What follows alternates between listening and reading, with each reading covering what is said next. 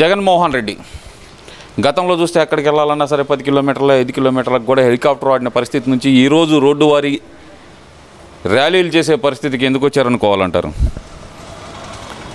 జగన్మోహన్ రెడ్డి అనే కంటే కూడా డైవర్షన్ రెడ్డి అంటే ఇంకా బాగుంటుంది.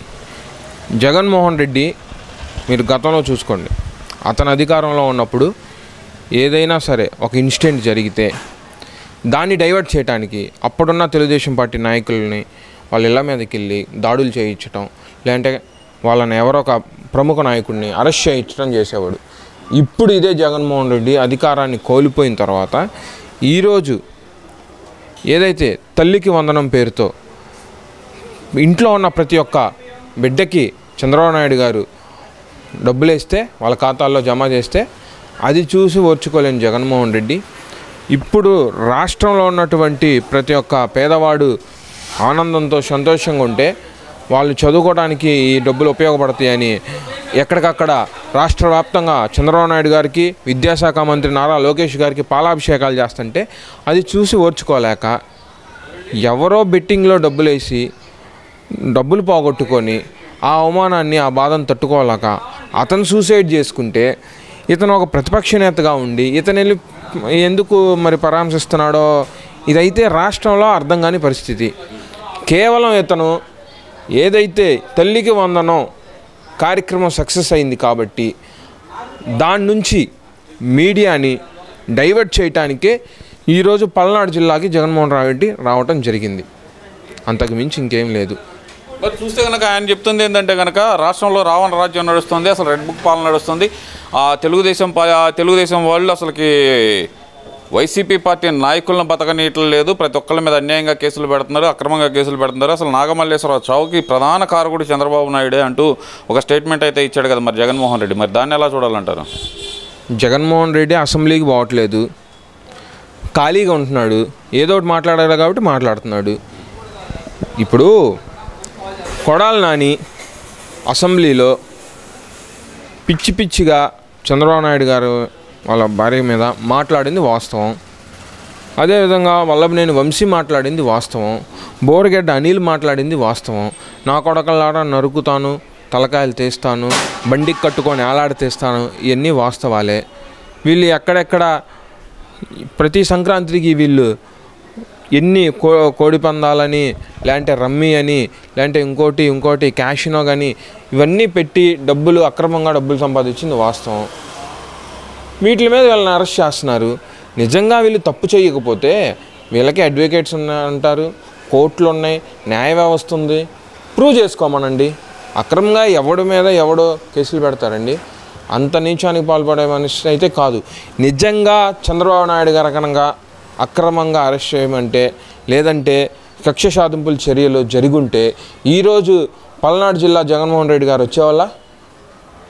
గతంలో చంద్రబాబు నాయుడు గారి ఇంటి గేటుకి డిపార్ట్మెంట్ వాళ్ళ చేత మరి జగన్మోహన్ రెడ్డి అప్పుడు ర్యాంప్ పెట్టి గేట్లని ఆపి అసలు కనీసం ఇంటి గేట్ నుండి బయటకు రానియకుండా చేయలేదా? అంటే ఇప్పుడు అధికారం ఉంచుకొని చంద్రబాబు నాయుడు గారికి అదే చేయటం తెలియక మరి ఇతను మరి జిల్లా మరి పల్నాడు జిల్లా అంటే గుంటూరు జిల్లా నుంచి పల్నాడు జిల్లాలాగా మరి ర్యాలీలు పెట్టుకొని వెళ్తుంటే అంటే అసమర్థత ఏంటి? ఇక్కడ ఏంటంటే ప్రజాస్వామ్యంలో అన్ని రైట్స్ ఉన్నాయి, ఫండమెంటల్ రైట్స్ పాటించేవాళ్ళు చంద్రబాబు నాయుడు గారు. చంద్రబాబు నాయుడు గారు అంటే ఒక విజన్. ప్రతిపక్షానికి కూడా ఆయన ఎట్లాంటి రూల్స్ ఉంటాయో రైట్స్ ఉంటాయో అవన్నీ చంద్రబాబు నాయుడు గారు పాటిస్తారు. ఈ జగన్మోహన్ రెడ్డి ఖాళీగా ఉండి ఏం మాట్లాడాలో తెలియక ఇవన్నీ చెప్తా ఉంటే ఇంక ఎవరు జనం వినే పరిస్థితులు లేరు ముందు. ఎందుకని అంటారు? ఎందుకని ఆయన చెప్తుంది ఏంటంటే కనుక ఇది రెడ్ బుక్ రాజ్యాంగమే అంటున్నాడు కదా. మరి ఇదంతా ఇక్కడ రెడ్ బుక్ రాజ్యాంగం అంటే ఎవరైతే గత ప్రభుత్వంలో అధికారాన్ని అడ్డం పెట్టుకొని ఏదైతే తెలుగుదేశం పార్టీ నాయకులు కానీ లేదంటే క్యాడర్ మీద కానీ అక్రమంగా కేసులు పెట్టి వాళ్ళని మానసికంగా ఇబ్బందులు పెట్టారో వాళ్ళ మీద చట్టపరంగా చర్యలు తీసుకుంటున్నాం తప్ప మేమేం కక్ష సాధింపులు చేయట్లా. తెలుగుదేశం పార్టీ ఎక్కడ కక్ష సాధింపులు చేయదు. అట్లాంటి కక్ష సాధింపులు చేసే పార్టీ అయితే, లేదంటే రెడ్ బుక్ రాజ్యాంగం అంటే రెడ్ బుక్లో ఎవరైతే అక్రమంగా అన్యాయంగా గతంలో అధికారాన్ని అడ్డం పెట్టుకొని విచ్చలవిడిగా విర్రవీగారో వాళ్ళకి తగిన శిక్ష వేయటం జరుగుతుంది తప్ప వీళ్ళందరూ ఏదైతే అనక కొడాలి నాని, వల్లభనేని వంశీ, తలసాల రఘురాము, అసలుకి ఇంటూరు రవికిరణ్ అసలు అమాయకుడు అని చెప్పి చెబుతున్నాడు కదా నిన్నటి నుంచి. మరి ఏదైతే అనక దేవినేని అవినాష్ కూడా అమాయకుడు అంటగా. అసలుకి నేను మహేష్ బాబుది ఒక డైలాగ్ ఉంది, మీరు మర్చిపోయారు, జనం మర్చిపోయారు, మేము మర్చిపోయాం, గూగుల్ మర్చిపోదుగా ఇట్టా కొడితే అట్ట వస్తుందని. వీళ్ళు మాట్లాడింది వీళ్ళ వికృత శాస్త్రలో మొత్తం యూట్యూబ్ ఉంది, గూగుల్ ఉంది, కొట్టి చూసుకోమను. వాళ్ళు ఎంత అమాయకులో జగన్మోహన్ రెడ్డి గారి ఫోన్లోనే కనపడుతుంది. వాళ్ళు ఎంత అమాయకులు. ఆయనకు ఫోన్ ఉండదు, కానీ అతనికి ఫోనులు తెచ్చేవాళ్ళు చాలామంది ఉంటారు కదా, వాళ్ళని అడిగి చూసుకోమా. అతనికి ఫోన్ ఉండదు, కానీ మరి ఫోన్ లేకుండా అసలు ముఖ్యమంత్రి ఎట్టయ్యారో, ఫోన్ లేకుండా మరి ఇంత వ్యవస్థను ఎట్ట నడిపాడు. జగన్ మానసికంగా ఇబ్బంది పడుతున్నాడు. ఒక 151 వచ్చిన సీట్లు వచ్చిన జగన్మోహన్ రెడ్డి ఈరోజు 11 సీట్లకు పరిమితం అయ్యేసరికి అతను దాన్ని ఓర్చుకోలేకపోతున్నాడు. మీరు ఎక్కడైనా చూసుకోండి, నిన్న కూడా ఇప్పుడు ఒకళ్ళ చెల్లిని తీసుకొని ఇంకొకళ్ళ చెల్లిని చెప్తాడు. ఈ తెనాలి పర్యటన కానీ అసలు ముఖ్యంగా చూస్తే కనుక ఈయన ఎక్కడికి వెళ్ళినా సరే ఈ రచ్చ ఏందంటారు. అసలు ఇచ్చిన పర్మిషన్ ఒకదానికైతే కనుక ఈ ర్యాలీలు ఈ కథ ఏమనుకోవచ్చు అంటారు. బల నిరూపణ చేస్తున్నాడు అనుకోవాలంటారా? బల నిరూపణ కాదండి. ఇప్పుడు అప్పుడప్పుడు వినాయకుడు పాలు తాగుతూ ఉంటాడు అంటారు, ఎందుకు నన్ను మర్చిపోకూడదని. అంతే. జగన్మోహన్ రెడ్డిని ఆంధ్ర రాష్ట్రం ప్రజలు మర్చిపోయే పరిస్థితికి వచ్చారు. కానీ నేను ఒకడిని ఉన్నాను అని తెలియటానికి అసలు ఎటువంటి కారణం లేకుండా, లేదంటే ఎటువంటి కార్యక్రమం లేకుండా అది మనకు ఉపయోగపడదా, నేను ఒక మాజీ ముఖ్యమంత్రిని అన్న స్థాయిని అతను మర్చిపోయి నెలకొకసారి ఏదో ఒక రాష్ట్రం ఏదో ఒక జిల్లాలో తిరుగుతూ ఉంటాడు.